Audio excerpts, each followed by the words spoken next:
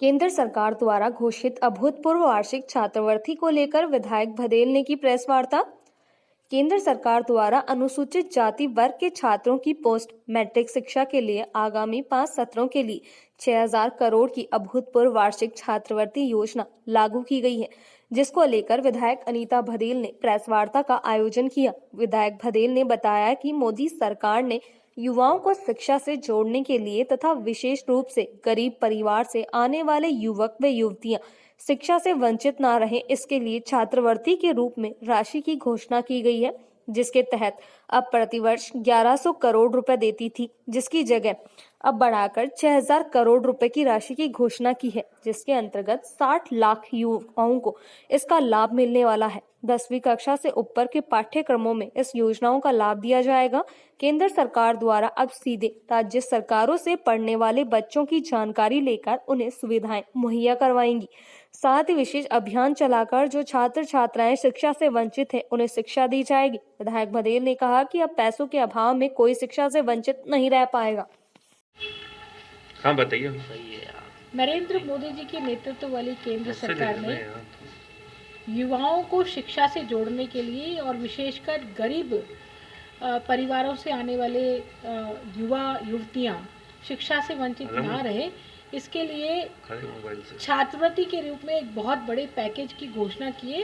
इस पैकेज के तहत अब प्रतिवर्ष केंद्र सरकार जो औसतन 1100 करोड़ रुपया देती थी, उसकी संख्या बढ़ा करके उन्होंने 6000 करोड़ रुपए इस पैकेज की घोषणा की है।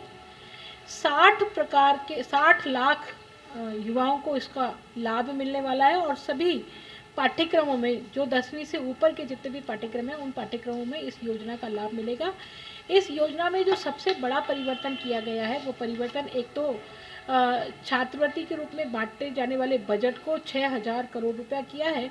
दूसरी ओर अब केंद्र सरकार सीधे ही राज्य सरकारों से पढ़ने वाले बच्चों की डिटेल्स लेकर रियल टाइम में उनको जो केंद्रीय राज्यांश का जो 60% हिस्सा छात्रवृत्ति का, वो सीधे उनके खातों में डालने वाली है। इसके साथ जो नई चीज़ें हुई हैं, वो नई शिक्षा नीति के तहत अभियान चलाने वाली बात, जो गरीब अनुसूचित जाति जनजाति या सभी प्रकार के गरीब जो छात्र छात्राएं हैं, उनको विशेष अभियान चला करके शिक्षा से जोड़ने का काम किया जाएगा और उनके लिए छात्रवृत्ति की व्यवस्था की जाएगी, ताकि वो बालक बालिकाएं भी अपनी इच्छा अनुसार जहाँ तक वो पढ़ना चाहते हैं वहाँ तक पढ़ सकें।